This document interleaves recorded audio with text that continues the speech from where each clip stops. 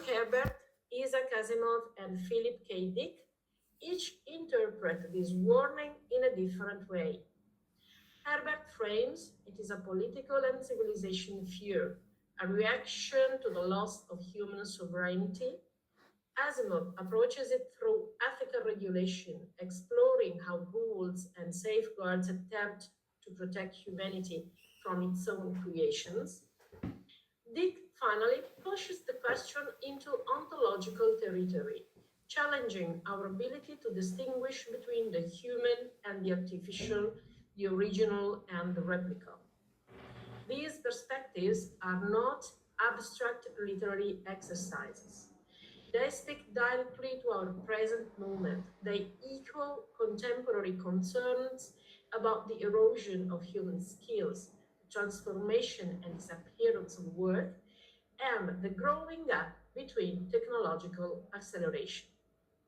And of course, our regularity and cultural frameworks. By starting then from these narratives, today's conference invites us not simply to talk about artificial intelligence, but to reflect on the kind of society we are shaping alongside it. Science fiction, once again, offers us a language to think critically about the present by imagining possible future. So I just start a first introduction about the work of Isaac Asimov, and the perspective of it is the limits of human development imposed by machine and the risk of skill entropy. Asimov constructed an entire mythology around the regulated interaction between humans and machines, grounded in the famous 3 laws of robotics. These laws operate simultaneously as narrative devices and philosophical tools for reflecting on the delegation of decision-making power. In his histories, artificial intelligence is never inherently hostile. Paradoxes arise when humans abdicate responsibility, judgment, and moral agency. The concept of skill atrophy finds many anticipations in Asimov's work, from operators who no longer understand the system they manage to societies that rely on benevolent machines while losing the capacity to confront uncertainty. Asimov repeatedly suggests that the true danger lies not in technological rebellion, but in human passivities. Do not impose limits, rather, human impose them upon themselves by surrendering interpretative and critical functions. Asimov's relevance to contemporary debates lies in his insistence that AI governance cannot be reduced to technological and technical safeguards alone. It requires cultural and educational frameworks capable of preserving human cognitive autonomy. Machines will not restrict us unless we choose convenience over responsibility and calculation over judgment. So I'd like to start with Marios Ioannidis and Claudio Francesconi.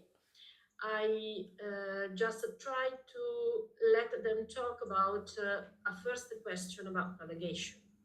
In particular, Marios Ioannidis is director of Harnian Festival, and Claudio Francesconi is co-founder and director of Futura Art Gallery. So, I just start with a question, and then I leave you to your observation, interpretation, and debate. As we increasingly entrust machines with cognitive and creative functions, what do we risk losing as humans? Mario, you can go on. Okay, as a part of the comics, we see that also we are an animation festival. We make every year a cartoon that is comic, one part, and the other part is animation. Last year, we see a decline in the quality of the films. And mainly the overall number is about 2,000 films. There are some hundreds of them that were with AI that has very poor quality. Even though they have the animation part ready, and they only have to think about the direction or the script, the quality was very, very low. So it was very obvious decline in the whole quality of the films.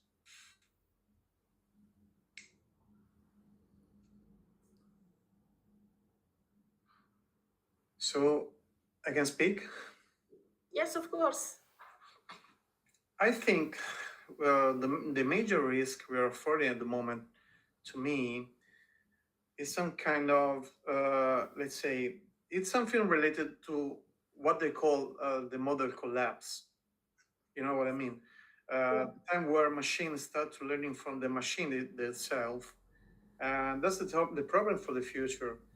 I found in art related to AI some kind of flattening of the creativity, and that's a major problem we are facing because new artists, they need to start learning that the machine, just like algorithms, they're just tools, and that's the main problem.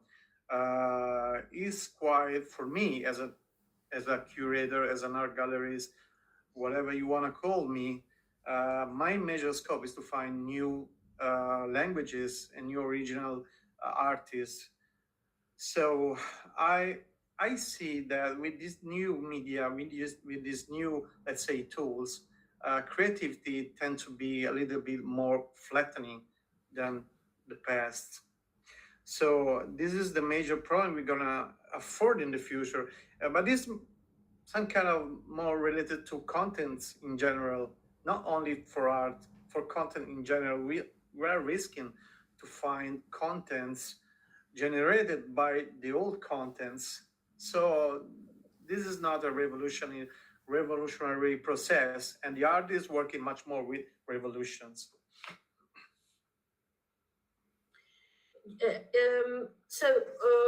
What do you think the human skill are most exposed to atrophy today?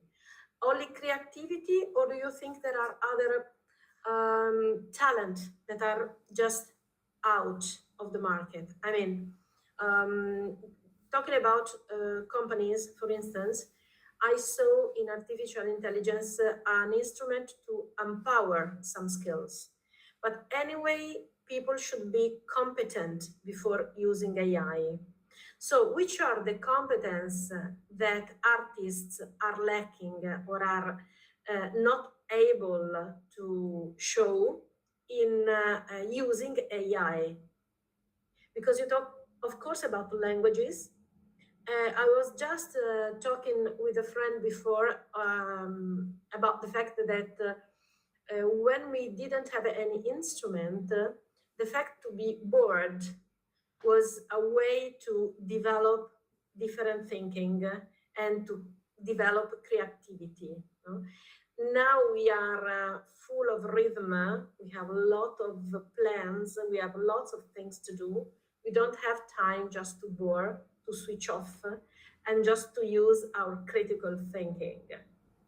So would you try to explain us which kind of talent we can develop and be more creative with AI, if that is possible, of course? Who? AI. Both. Under your point of view, both. Mario, you go first, please. Okay. First of all, I think you have to separate the type of AI.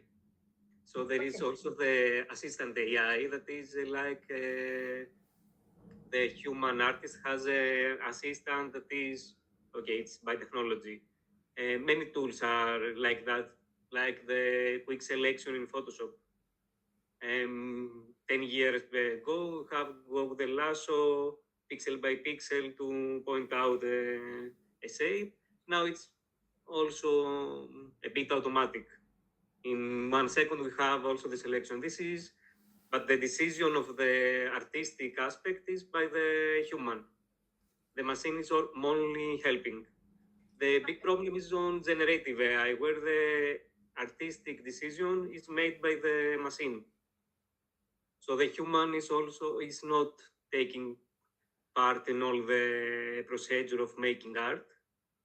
And And I think the major problem is for young artists, because to make a good comic, a nice comic, you have to make first a bad comic, to know the problems, to know what is not going well with the hands, with the perspective, with anatomy, to recognize the problems.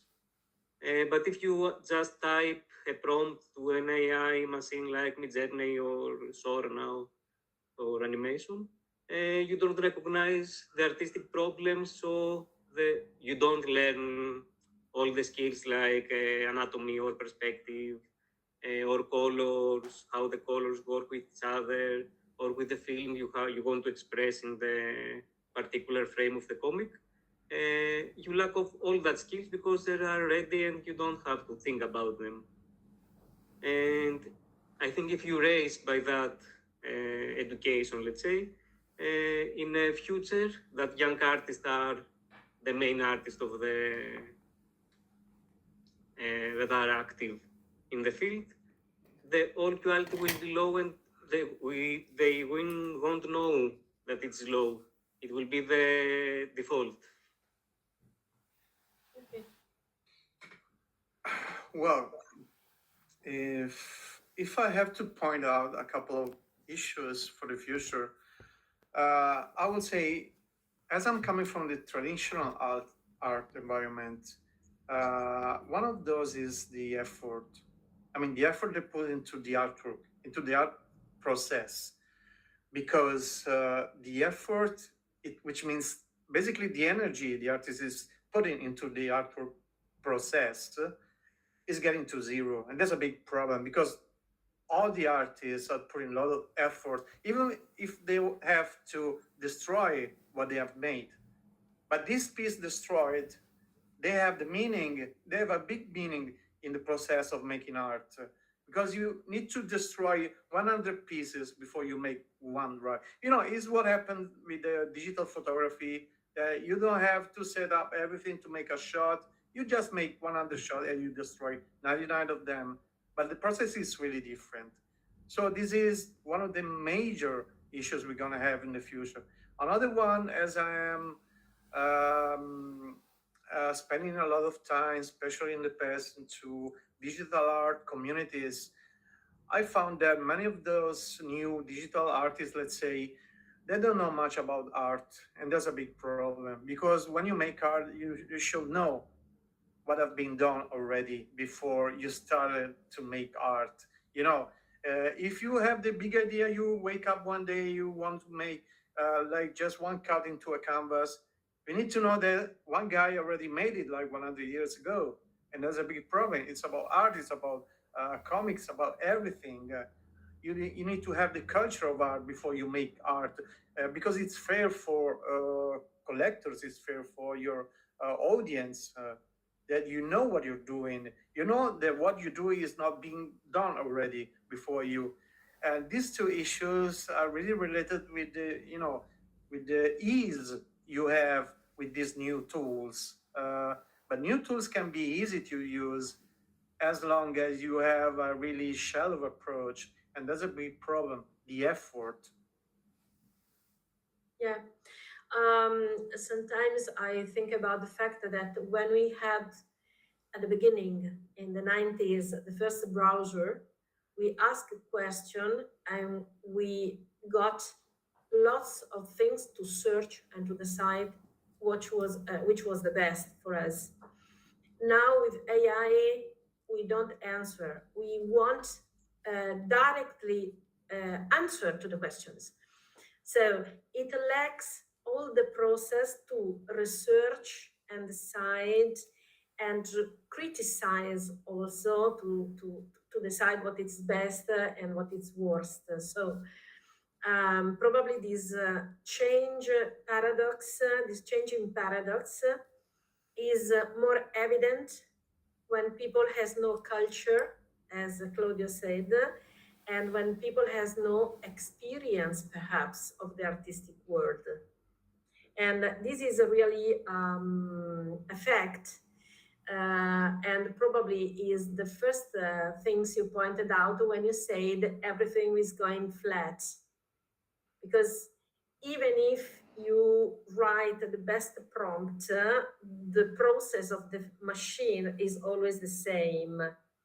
What lacks is the process that helps the person to write the prompt instead of to write directly the comic, the text, the content, and this is quite different. That it's not a way to go back to tradition and to handcrafts, but it's a way to develop that critical thinking that helps the artist perhaps to use correctly the tool instead of became slave of the tools.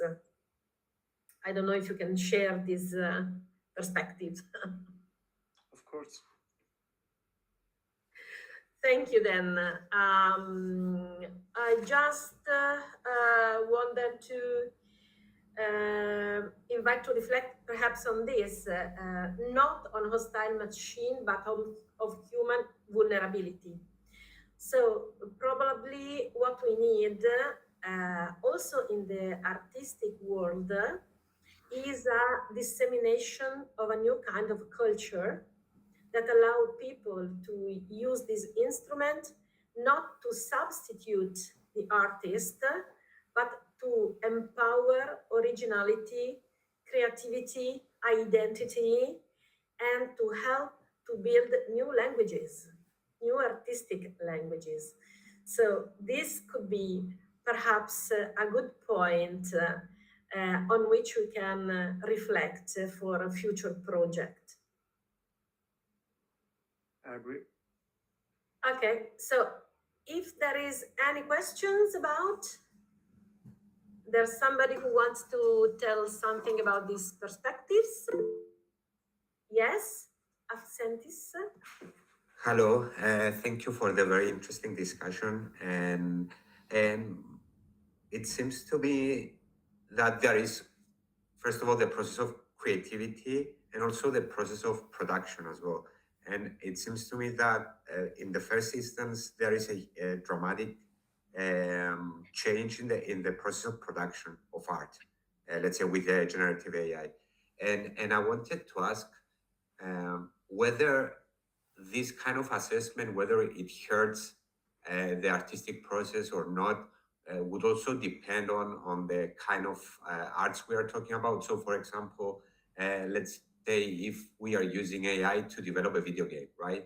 And it saves a lot of time because you don't have to write all the coding, etc. Would that be different than developing a comic book, for example, where you need to struggle and find the right narrative and things not to work out?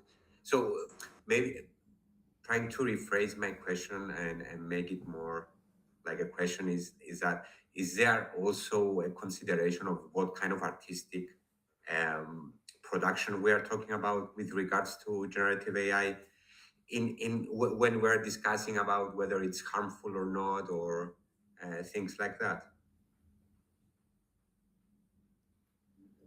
Marius or Claudio? Okay, I'll start. I think in the video game you mentioned, the code part is not so creative. So the creative is has to has with my culture, with the artist I admire, with my child years, for example, the city I live, all the reference I have. And I make decision how about, for example, the character design of the hero of the video game.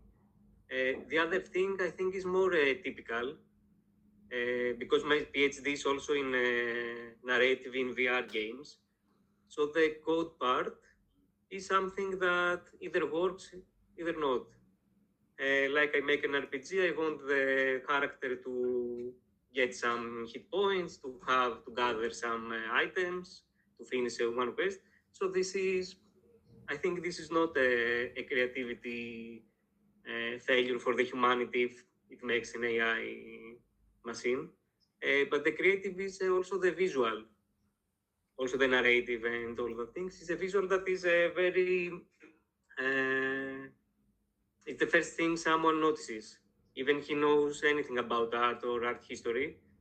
the default, for example, viewer or reader or gamer? Is the first thing he has to get from it, from the art?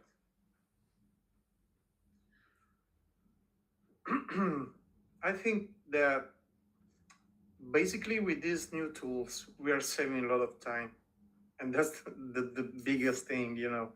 The problem is, what do you want to do with all the time you're saving? Because if you invest all this time for creativeness, to be original, to make experimentation, to make research, that's pretty fine. If you want to put this time into marketing, that's a problem, you know. I, I think that almost all the artists I'm working with, they consider the AI tools just like a part of the process. They're working with these kind of tools, and then they're also working with other different softwares. You know, even Photoshop, the traditional softwares, or just manual, something manual like printing and then breaking. You know, it's just a part of the process right now, and this must be a part of the process for all contemporary artists, not only digital artists or AI artists, whatever you want to call them. Because right now the AI is just a tool, just like others, like paintings or sculpting or whatever else. I think contemporary is contemporary. It's all including. So I think at the moment, if you want to use these kind of tools, you need to consider them to be just a part of your process. Invest the time on your process more than start to learning magical skills with prompting or whatever else. Because when I'm thinking about generative artists, I'm not only thinking about prompting. I'm thinking about algorithm. I'm thinking about many kind of data managing systems for art.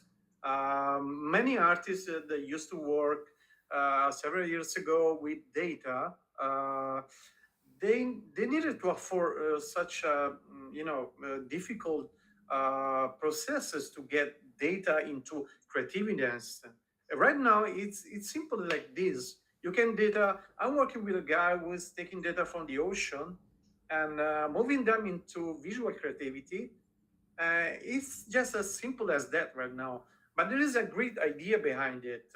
I mean, to put the voice of the ocean into something visual, and that's great. I mean, it's a beautiful stuff to see. And that data is not just data. There's a poetry behind them. You can use a tool that you don't need a programmer, you don't need a coder. You can do it yourself right now, and that's the magic part. But then you need to spend the time you save and the money you save, because you're not renting a programmer, you're not renting any coder to do that, into your creativity lens. And this is the problem, that right now many artists became just lazy because they have just the tool to make everything, and they think it's fine, but it's not fine. Because if you want to make art, you need to understand that it's really something you need to put effort into it, and because it's really expensive in terms of energy you need to spend with it. Otherwise, it's just not working. If you think you're going to do something easy and something fast, and it's going to work, then you're damn wrong, because it's not working. You need to put all your effort on this, otherwise it's not working. It's a new kind of comfort zone. Yeah, also. Mm. The critical thinking, just like you said before. Yeah. Okay. Thank you everybody. I'd like to just talk about Frank Herbert now, and the threats posed by artificial intelligence to human life and the risk of job losses.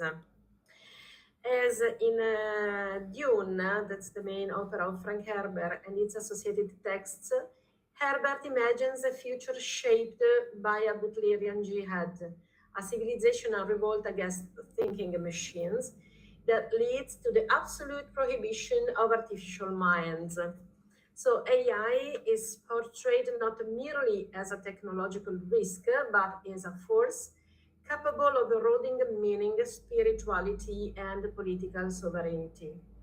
Herbert's work emerges from a historical moment marked by anxiety over technological substitutions. His position is not anti-technology, but deeply political. When societies entrust their essential functions to artificial intelligence, they create a structural dependency that threatens collapse in cases of failure, manipulation, or abuse.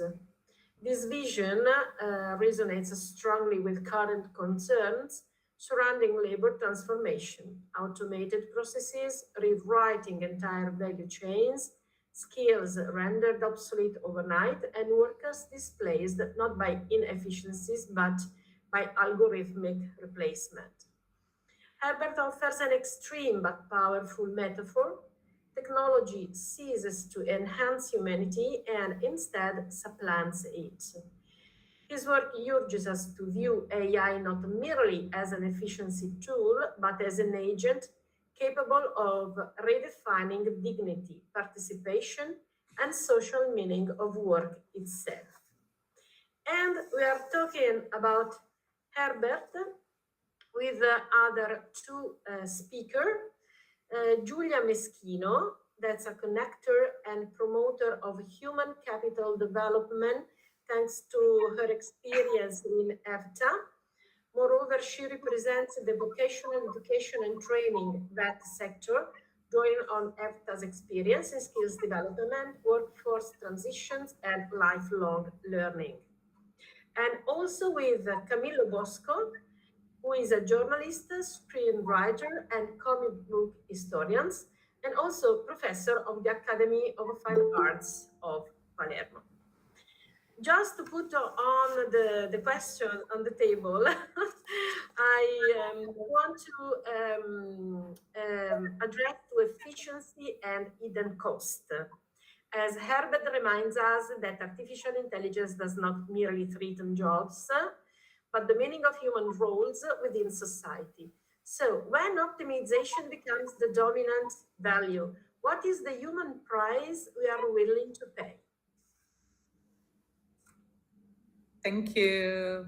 Thank you very much for this introduction and good afternoon to everyone. Thank you for inviting me to this event. I must say that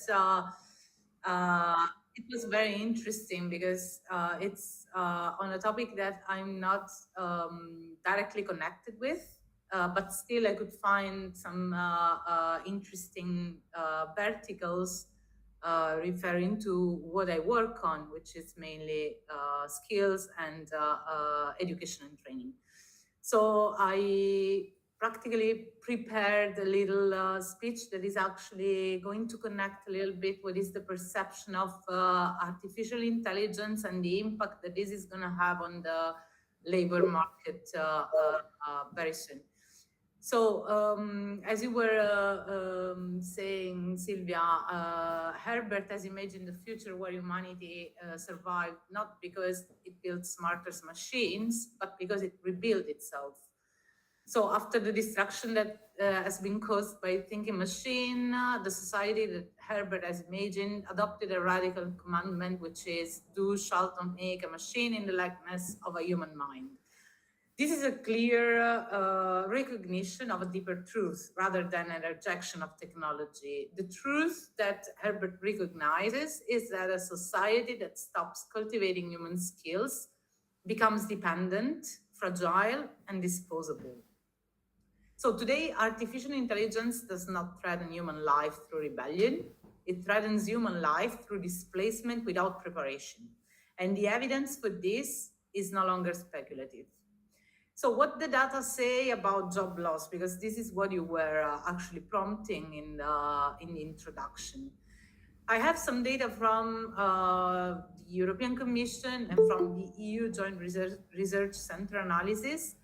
The data are referring to around 14% of jobs in the EU are at high risk of automation, and a further 30 to 35% of jobs will change substantially due to AI.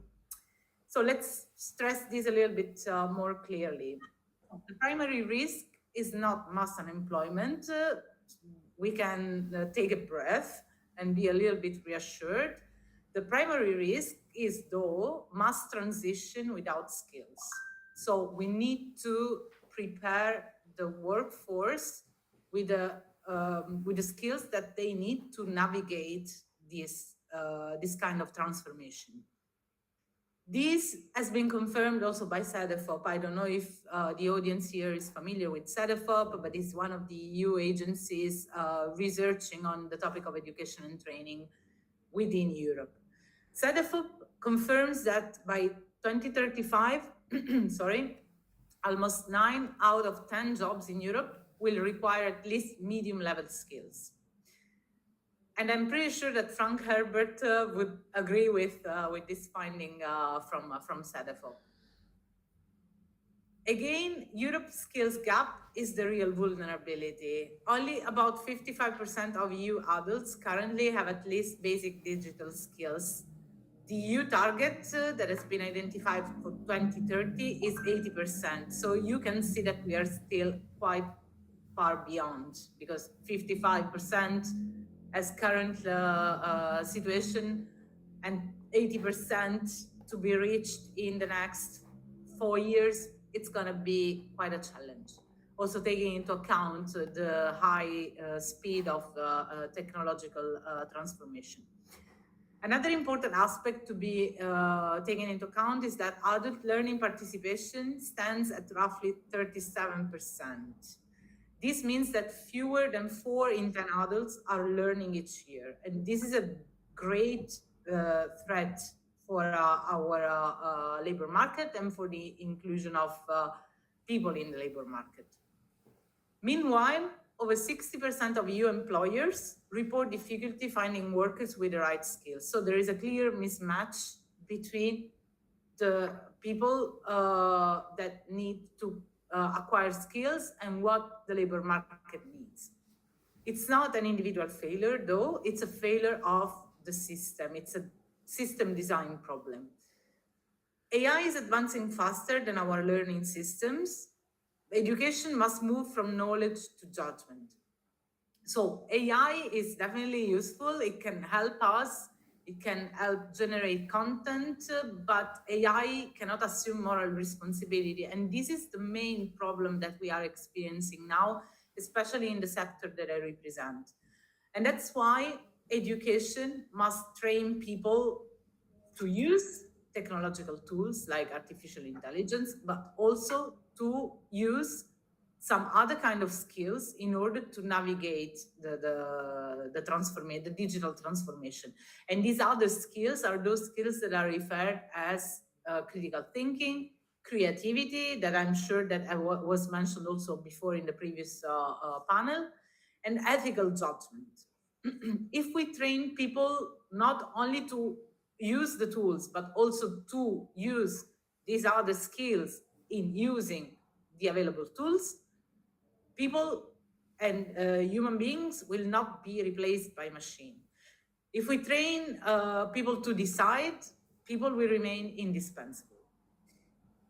So let's go back a little bit to what CEDEFOP and other European institutions are saying. CEDEFOP data shows that vocational qualifications improve employment resilience during technological change. So vocational training is not second best. It's the frontline defense in this period, in this kind of context. And without a strong vocational training, AI does not just automate work, but it erodes dignity. It's also a matter of lifelong learning, as I was saying before. Adult people are less incentive to continue learning in the years, but this is something that needs to be changed if we want to ensure that people remain in the labor market. AI-driven jobs require continuous reskilling.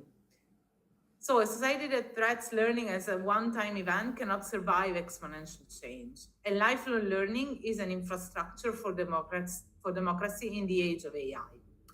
So just to conclude a little bit all this kind of general opinions that I'm sharing here with you today. Frank Herbert, as you were saying, did not fear intelligent machines, but he feared untrained humans living alongside the machines. So what we should ensure is that people are equipped with the right skills, not only technical, but also transversals and basic to navigate the transformation. If we invest in learning, AI will be a powerful tool to augment our humanity and our capabilities. But if we do not invest in learning and in skills, AI will be replacing opportunity with exclusion. And this is my last message. Thank you very much. Thank you, Giulia. And I ask now Camillo if he wants to tell us something about.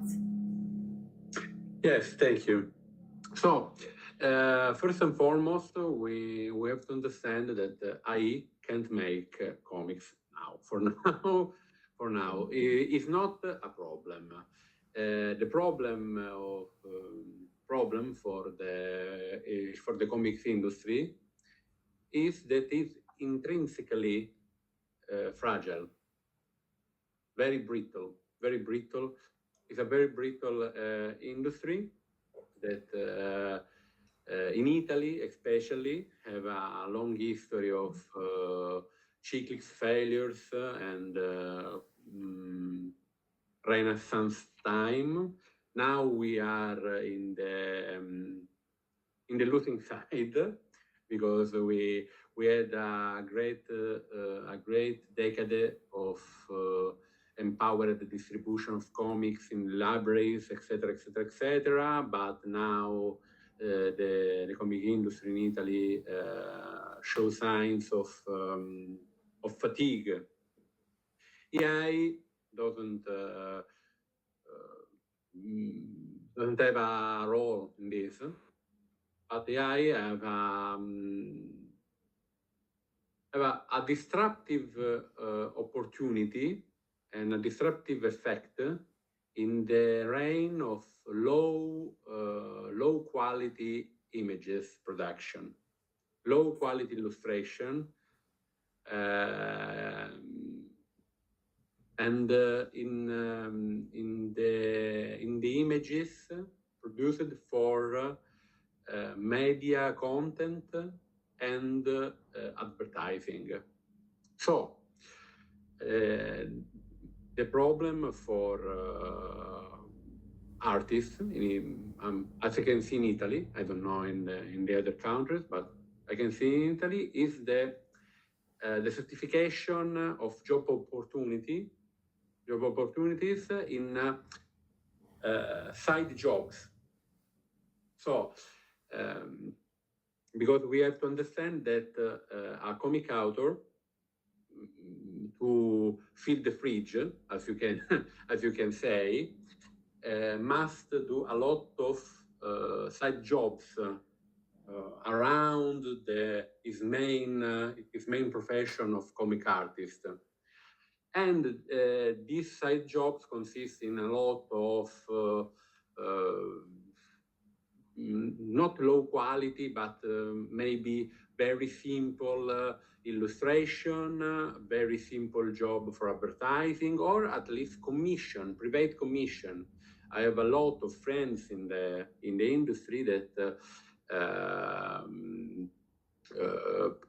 paid their rent with commissions, with online commissions from the US or other countries, from foreign mecenates, as you can say. This type of market, this type of job is we see a constant eroding of this kind of side job by EA, because if you want to see yourself in a Superman costume, you can prompt it. You can write a phrase on ChatGPT or something like this, and the image is ready. no cost, to literally no cost and no time. And in this, we have something new. And this knownness, no, not knownness, sorry, the word I'm searching is another one. So, vabbè, let me rephrase it. This kind of job is not going to disappear entirely, but is going to be restructured in something or that is only for big, very big,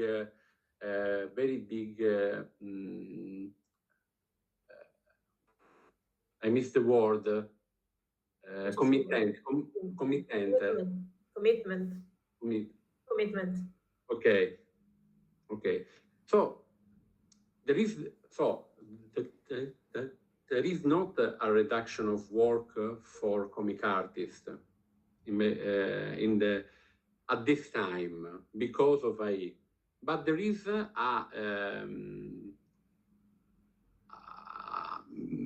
a difficult situation for the ecosystem because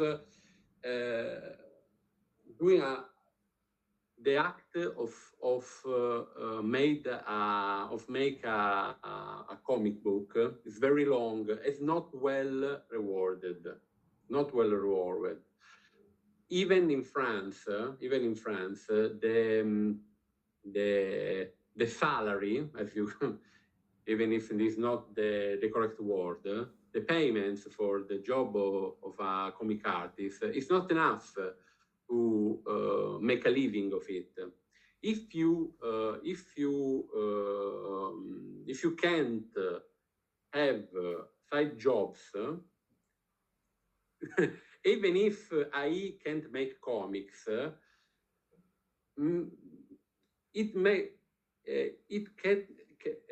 AI can make impossible for comic artists to do comics. So we have a side effect, if you can follow my line of thought. So we are not risking to lose job because the job is already losing itself. Yes. Due to the fact that people is not well paid to do it. Yes. Because as I've said, the comic industry it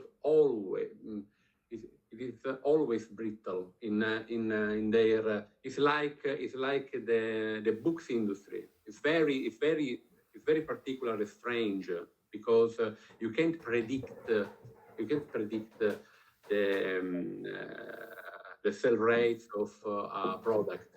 You can only work on a remake in that way, but it's not a certain. So you have every publishing house build around a best-selling book usually. This best-selling book gives the money to produce a catalog, but not every book in the catalog can repay itself. So every time you make an investment is a toss of coin. Yes. I have a question about, because do you think AI is moreover underlining the crisis of the sector? Not directly.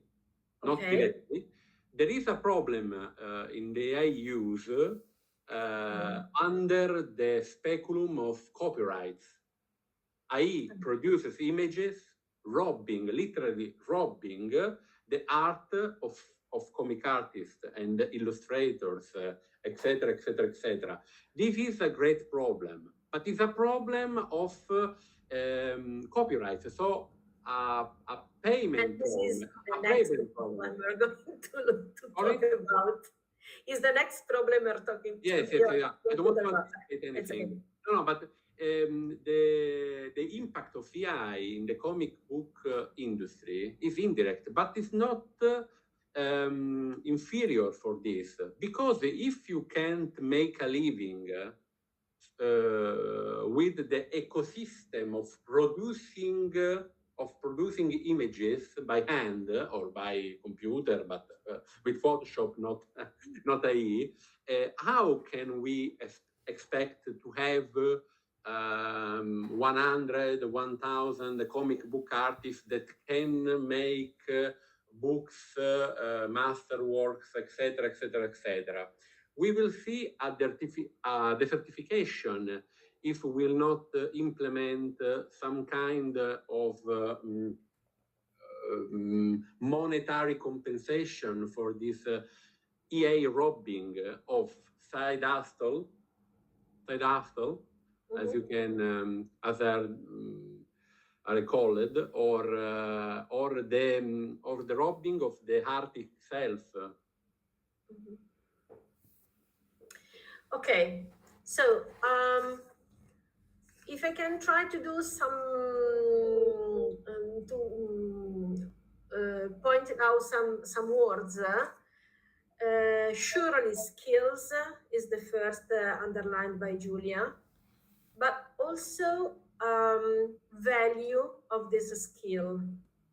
So probably if we have the right value in each job, AI is not the real problem, it's probably an indirect problem, but we could even have a market that will be able to buy that skill.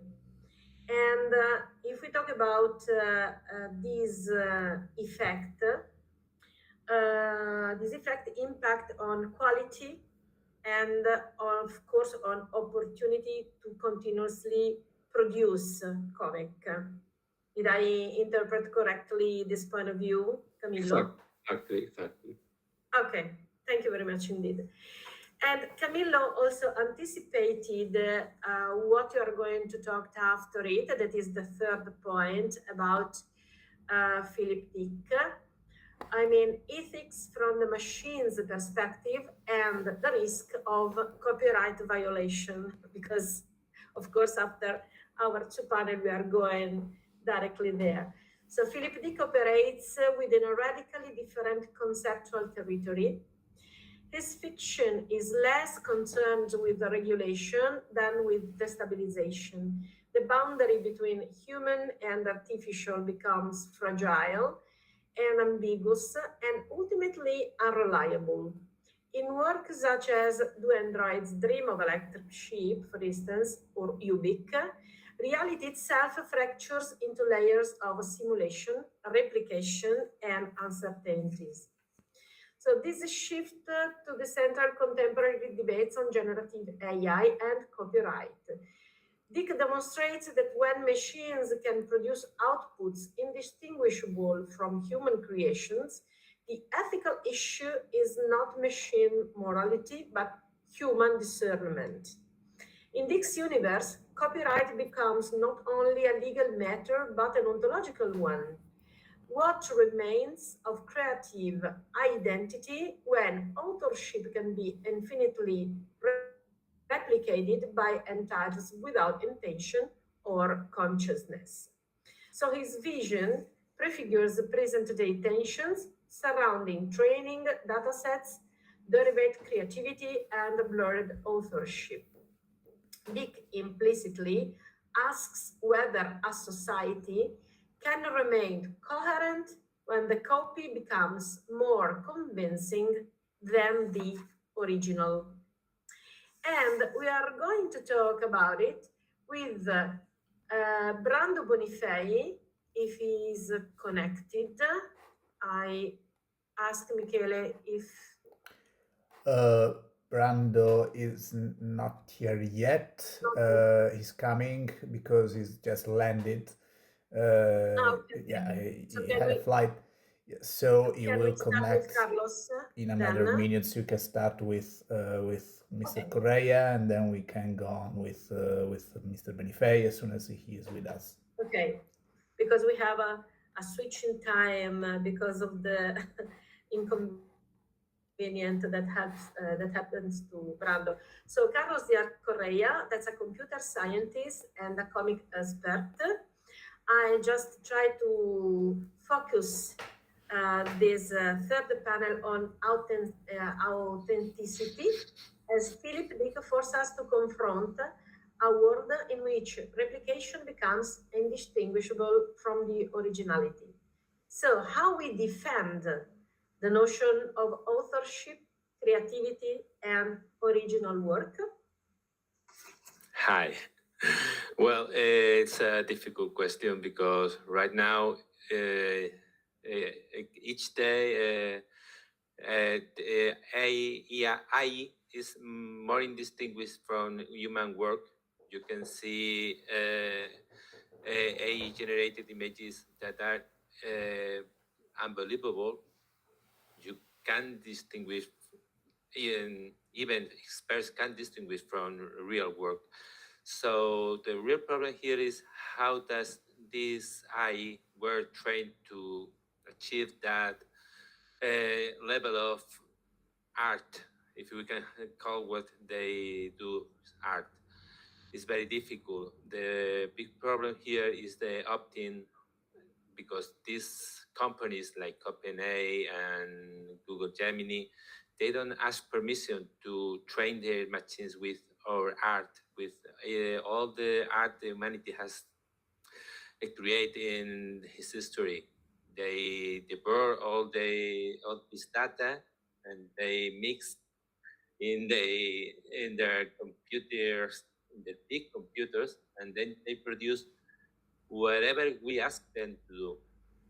It's I think as a comic book writer, as what I do most of the time, if anybody can create a book in the same style that whichever artist he wants, or a novel or a film, what utility has the real person, the real artist for them?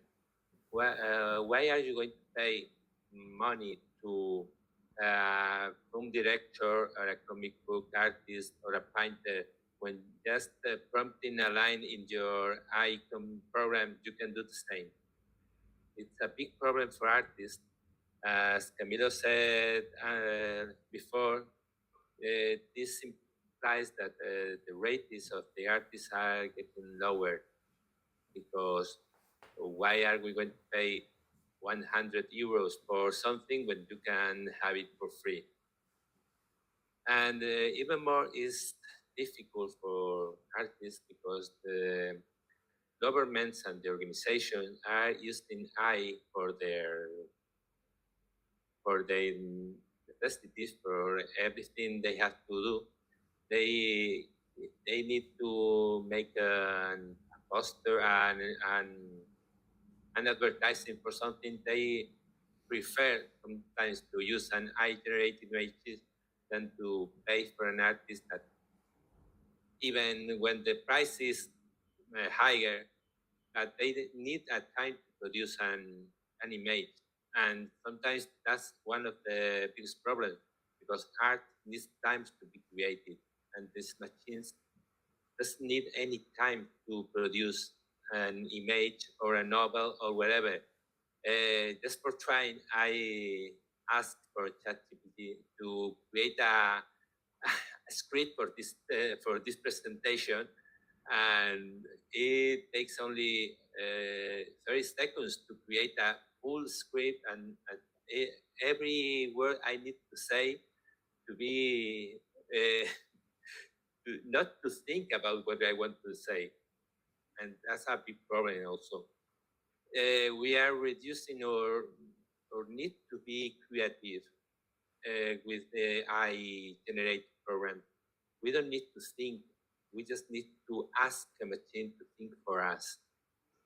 And that's also a problem, because everybody is going to think the same thing, because even when you modify the prompt to ask for the AI program, well, the response, the answers are going to be almost the same. So what we are achieving is that everybody is going to know and to say the same things. And when you want to be convinced for something, that if you want to believe that the earth is flat, you can ask the AI, and the AI is going to say yes, because you can see that, and you can have, it can give you reasons to believe that the earth is flat. For example, the knowledge of the world is going to have a serious problem with this kind of technology, and so I think we need to create something, test to distinguish from AI-generated art and the human-generated art. Here in Spain, we have some meetings with the Minister of Culture, and we propose him to create a brand or a postcard to print in the books that this is an AI-free book, just for information, because people, consumers, we cannot make them to buy only human-created art. That's the market, and they are going to choose whatever they want. But it's a way to educate them and so they can know that art needs time and needs money to be created. AI-generated art is not so. It doesn't have heart. It doesn't have emotions. It's very difficult to believe that a computer-generated image or a computer-generated story is going to influence us as much as a Shakespeare or a Cervantes or Picasso or wherever. So I think that we need to educate people, customers, that even it's so easy to create and Simpsons avatar from my photo, well, it has a problem to do it. Okay. I was just making a reflection on the your first sentences about the fact that there are a lot of free systems that train themselves in AI, and there's a law in the marketing that say that if the product is for free, probably the real product is the human being who is using it. So the other reflection in making culture is that perhaps if you want to begin to study and to learn an instrument of a generative AI, perhaps you have to configure it in a paying suit. So the training is the training of your way of thinking, and not of a flat way of asking. That is commonly what happens with the free instruments. Yeah. So this is also a very important aspect I would like to underline in creating culture. As I attended the meeting the 5th of December about Copilot and Microsoft and the accountability system in Italy. And what was worst is that every accountant said, I use AI. So 100% of accountant people use AI, but only 14% has a license. So what's going in this globally training of this system? If people use it with no critical thinking, with no right training on, and they are going to refill a database of notion that probably are even unuseful. And I think that what we are not really underlining is the environmental impact of such instruments if we think to the energy they need and to the drinkable water they need to refresh the data center.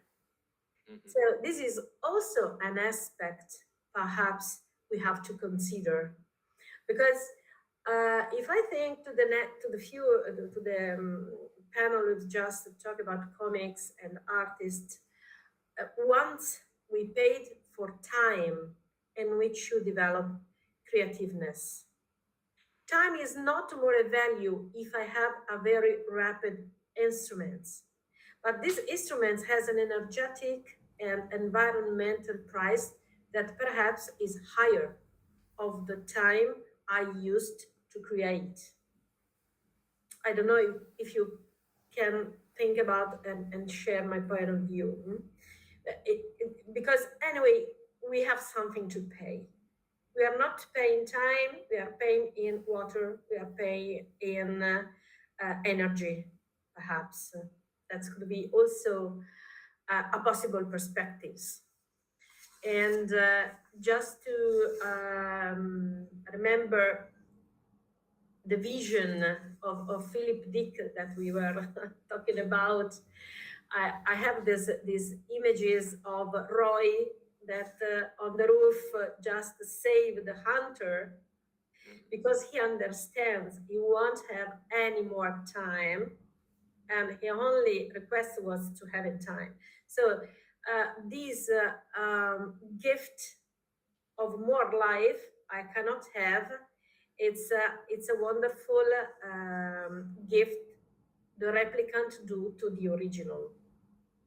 So this is also a way to change the perspective on these aspects. I don't know, Michele, please help if you have any news about Brando.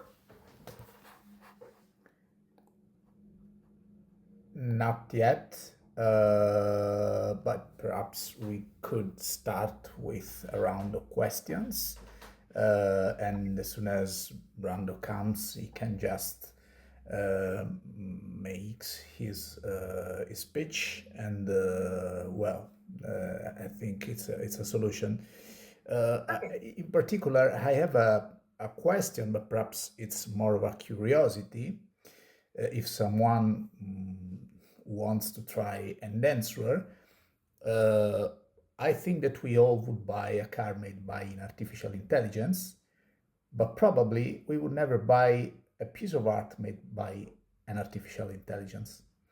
So my question is, why, if so, first of all, is that right? First of all, and second, why is that, according to your opinion?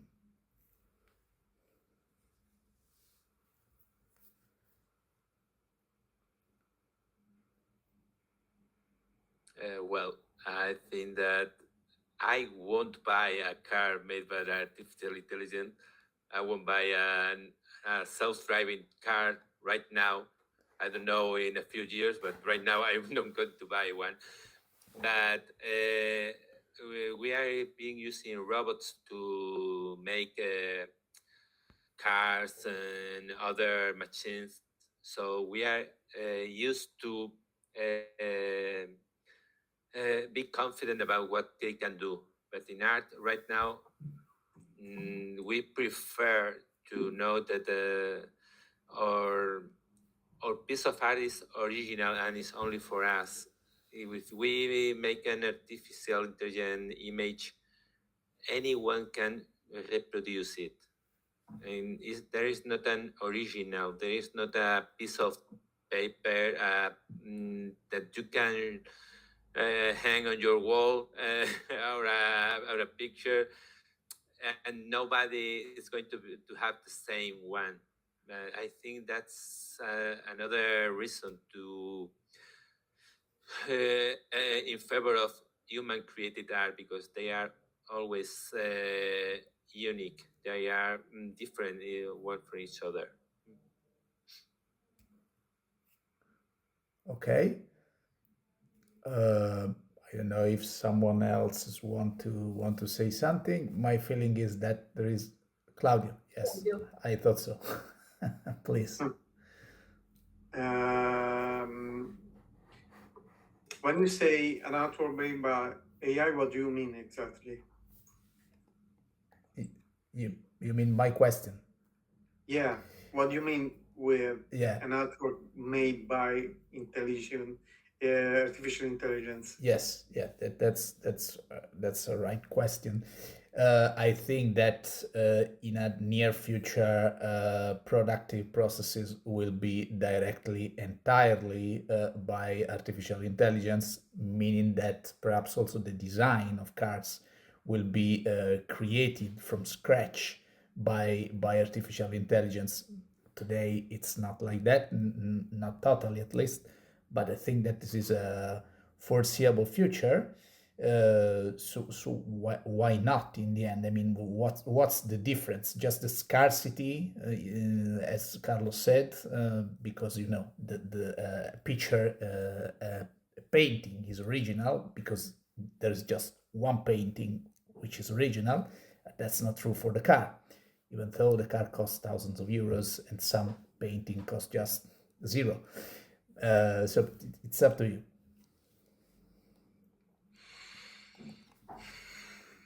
That's a good point. When we talk about this thing, we always get back to the major questions of humans, like what is actually art? If art can be human stuff, or just you can have. You want to talk with our new guest? Sorry to interrupt you, Claude. Just it was to introduce Mr. Benifei, who has just joined us. I don't know, Silvia, if you want to introduce him very quickly with a short presentation. Brando Bonifei is a member of the European Parliament and one of the leading European policymakers on artificial intelligence. And he was invited to talk about authenticity and, of course, Philip Dick in this context of violation of copyright and generative AI. So I know that Brando is in a hurry, so perhaps you want to start immediately. Thank you very much. So thank you very much. Unfortunately, as I'm coming back from Strasbourg plenary of the European Parliament, I can only connect this way from the car. I'm not driving before you ask me, because when I do these calls, at some point there is the question if I'm driving, so I anticipate it. It's an AI car with automatic driver. Not really, but I'm not taking risks. So I'm sorry also if I will need to be a bit brief. I can't stay for the Q&A, but I was happy to accept the invitation. I want to thank Michele Barghini and also all of you because I know of the work you're doing on this topic, and I was also told what you discussed.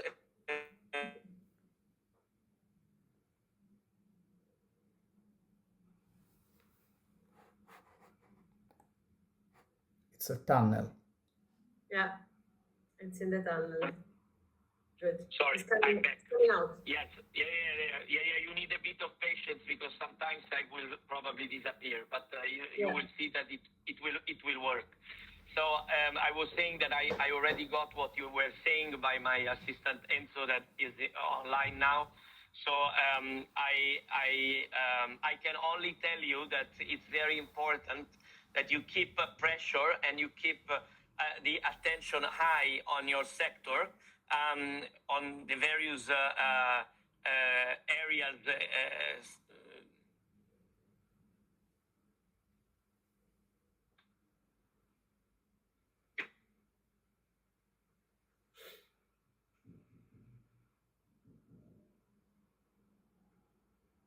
Anyway, we are sure you're not connected. Sorry? We are sure you're not Sorry? an avatar. You are so human in No, I'm going. Yeah. It's me. I'm not a deep fake. Yes. So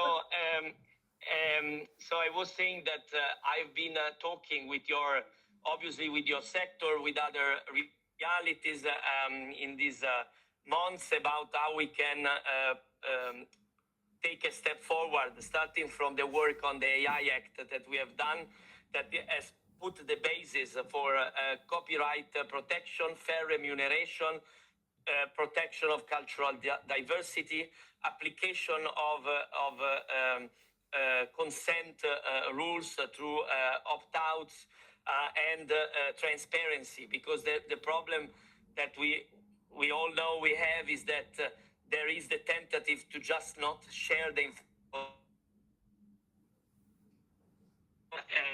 in a silent and hidden way, and in this way to prevent the necessary checks and the fair remuneration of the artists. So I can tell you that we are working now with the code for transparency of the EU AI Act to actually apply the rules on the preservation of the copyright protection, mainly in two directions: to have a real possibility of opting out, and also to have the necessary transparency on what has been used to train the systems already. So to have enough knowledge to be able to protect your legitimate interests under the copyright.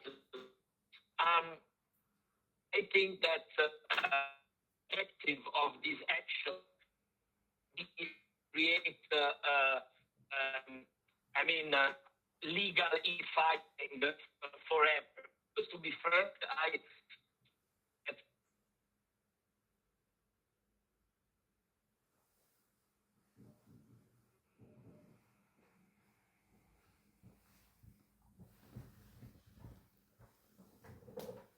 are powerful, they are richer, they have more means.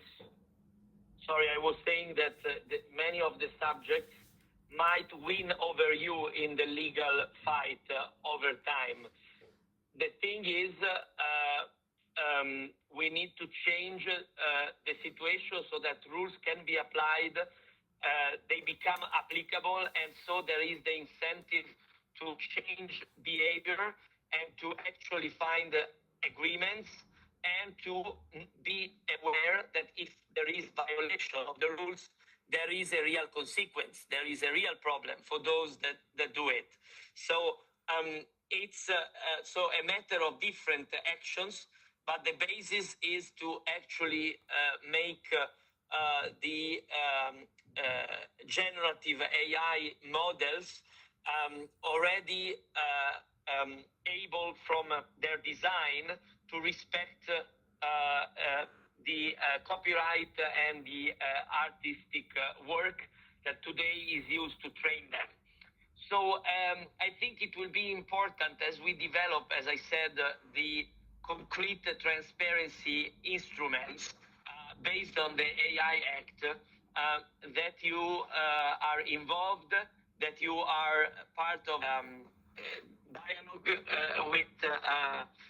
with us, and that we keep a very open eye, because to be honest, this is the topic where I see the fiercest lobbying by the biggest companies, developers of generative AI, to prevent any application of these norms, to actually dilute any protection, because this has an enormous monetary value for them. I can tell you and I will get to the conclusion quickly, I can tell you that one very famous generative AI company that I will not mention has organized recently a meeting with me with really a lot of their top people I was surprised. I thought, wow, they want to discuss how to apply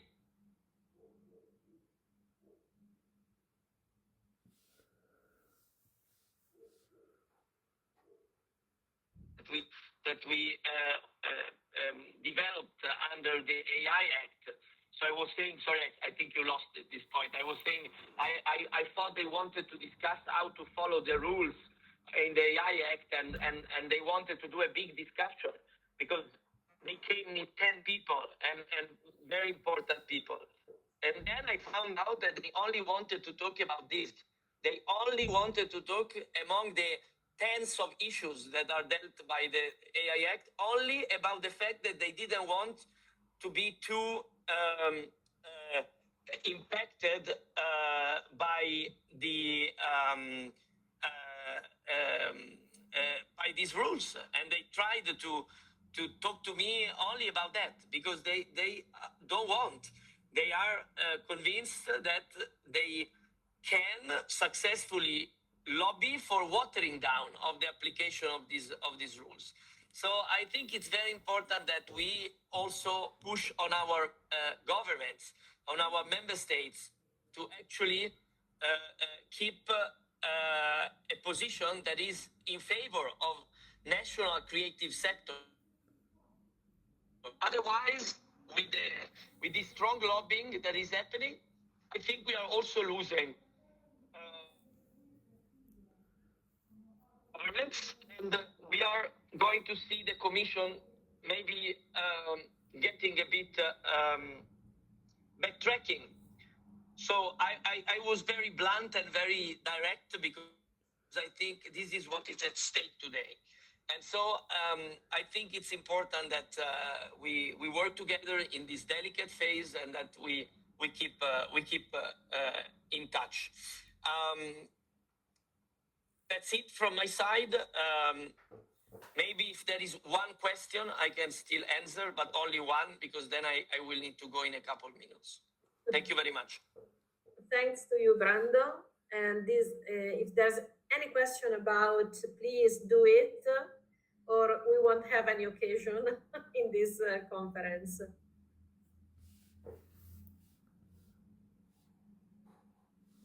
No, you were sufficiently transparent and clear, and I think you just point out the real problem.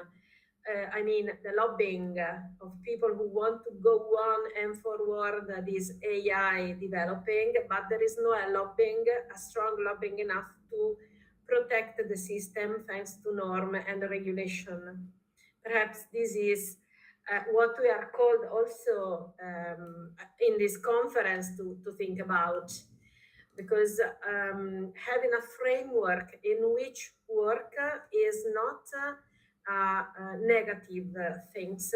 If thanks to this framework we can work better and have a regulation that protect the work of everybody. If we don't have any regulation and we want to have still all the instruments for free, probably we will be the first who train and helps the lobbying of developing AI generative. This is my personal opinion and point of view, of course. So thanks, Brando, for your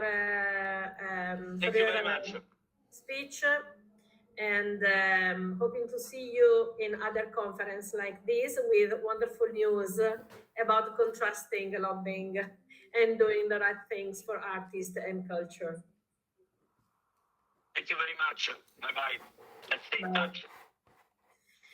Okay, so if we remember what Michele asked and Claudio was answering, I wish also to hear the question of Claudio about the argument we were talking about. Yeah, shall I get back to my answer?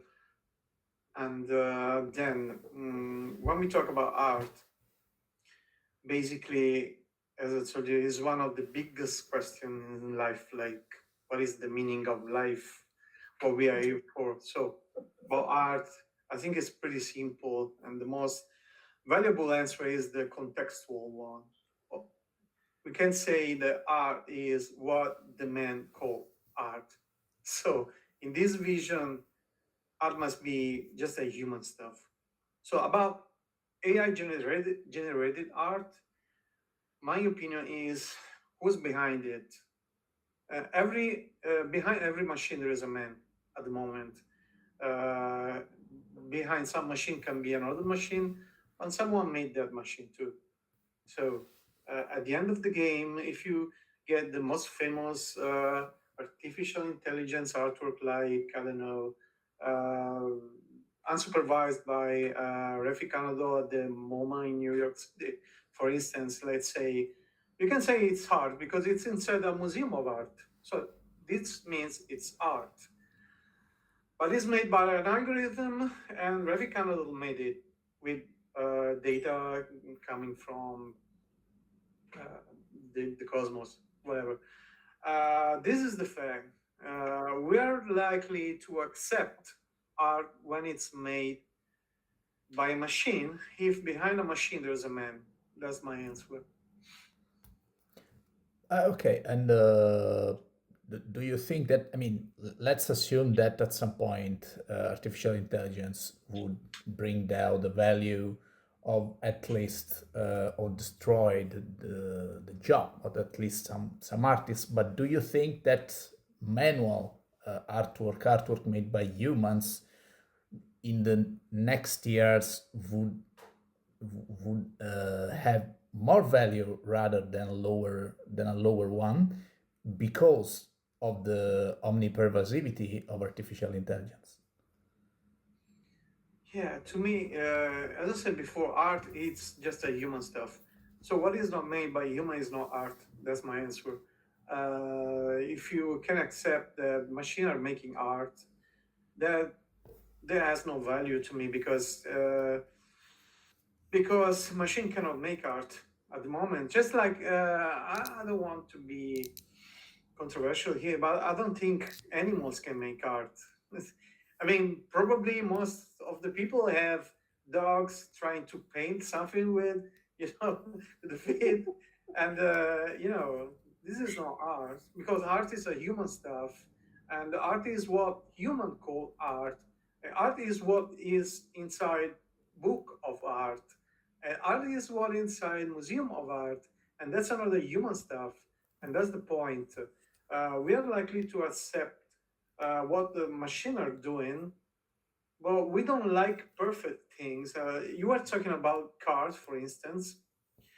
There's a problem with cars. Let's talk about cars made by AI and cars driving with autonomous AI, driving system. Um, it's demonstrating that the cars are making much less accidents than humans when they are autonomously driving. But can you imagine just one autonomously driven car killing a man on the street? Nobody can accept this. Even if it's one on millions car driving, we cannot accept this because it's not a human stuff. So there's a limit on what we can accept from machine, and this is one limit onto safety. And there is also a big limit with art. We cannot accept machine to make art because it wouldn't be art. Would you say that this limit is that machines are too similar to us? We need to make them different somehow. We need to see ourselves as different from machines. Our intelligence should be unique. Perhaps, I don't know. What's your opinion? My opinion is that our limits are just our value, because we sometimes we do mistakes and we are wrong, and from the wrong steps we start to be better and we start to be revolutionary. Just like what I said before, artists must do wrong things to destroy them and to understand there will be something better to do. There will be something more disruptive to do. Machine cannot understand this thing at the moment because they're just learning from what happened before. They're just giving statistical correct answers to us. They're not being disruptive at the moment, and probably they will never do, because we do random things that magically work. Okay, thank you. I was just thinking to the revolution and the world putting arts through industrial arts, that anyway is considered art, but was thought by a man that decide to use an instrument in a different way. So it's not, we don't accept art made by machine, but it's not art, it's a product. We need to give a value to what use machine to produce art, perhaps. Yeah. If I can synthesize the point. So are there any other question or inspirational sentences we want to talk about?